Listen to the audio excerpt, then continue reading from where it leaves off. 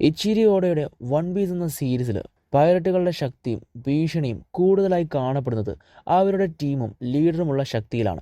ആ ലോകത്ത് യോങ്കോ എന്നറിയപ്പെടുന്ന 4 വലിയ പൈററ്റ് ക്യാപ്റ്റനുകളുടെ ടീമാണ് നൂറുകണക്കിന് ദ്വീപുകളെ ഭരിക്കുകയും 100 ഗ്രൂപ്പുകളെ നിയന്ത്രിക്കുകയും ചെയ്യുന്നത്. ഈ പൈററ്റ് ഗ്രൂപ്പുകളിൽ ഏറ്റവും ശക്തമായത് ആരുടേതെന്ന് പരിഗണിക്കുമ്പോൾ പ്രധാനമായും മുൻനിരയിൽ തന്നെ നിൽക്കുന്നത് 2 ഗ്രൂപ്പുകളാണ്, black beard പൈററ്റ്സും red haired പൈററ്റ്സും.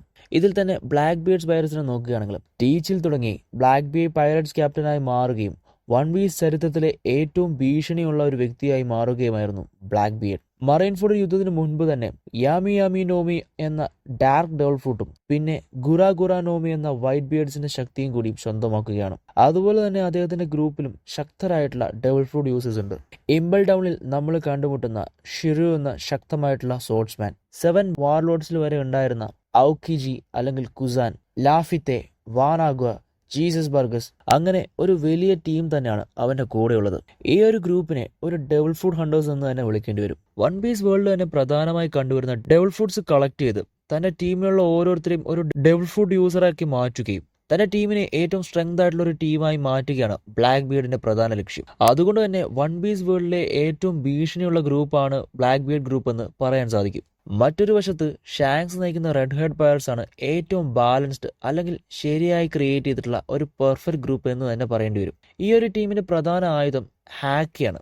Double fruit users ഇല്ലെങ്കിലും എല്ലാ അംഗങ്ങളും ശക്തരായ ഹാക്കി യൂസേഴ്സ് ആണ്. ബെൻ ബെക്മാൻ, ഷാങ്ക്സിന്റെ റൈറ്റ് ഹാൻഡ് മാൻ, ലക്കി റോക്സ്, യാസോഫ് എന്നിവരും ശക്തരാണ്. മാത്രമല്ല ഷാങ്ക്സ് ഒരു കോൺഗർ ഹാക്കി യൂസറുമാണ്.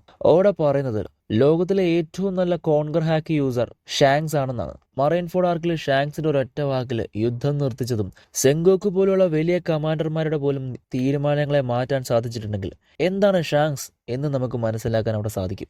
ഇവരിൽ ആരാണ് ശക്തൻ എന്ന ചോദ്യത്തിനുള്ള മറുപടി പലരുടെ ഉള്ളിലും ഇന്നും ഒരു ചോദ്യചിഹ്നമായി തന്നെ നിൽക്കുകയാണ്. ബ്ലാക്ക് ബിയർഡ്സിന്റെ ഗ്രൂപ്പ് ഇന്നും വളർന്നുകൊണ്ടിരിക്കുന്ന ഒരു ഗ്രൂപ്പാണ്. കൂടുതൽ ഡെവിൾ ഫ്രൂട്ട് പവേഴ്സ് കളക്ട് ചെയ്ത് ശക്തരായിക്കൊണ്ടിരിക്കുന്ന ഒരു ടീമാണ് ബ്ലാക്ക് ബിയർഡ് പൈററ്റ്സ്. എന്നാൽ ഷാങ്ക്സിന്റെ ഗ്രൂപ്പ് ഒരു യുദ്ധത്തിനായി എന്നും തയ്യാറെടുപ്പോടെ നിൽക്കുന്ന ഒരു ഗ്രൂപ്പാണ്. മാത്രമല്ല ഒരുപാട് വർഷം കൊണ്ട് പണിതെടുത്തിട്ടുള്ള ഒരു ശക്തമായിട്ടുള്ള ടീം തന്നെയാണ് റെഡ് ഹെഡ് പൈററ്റ്സ്.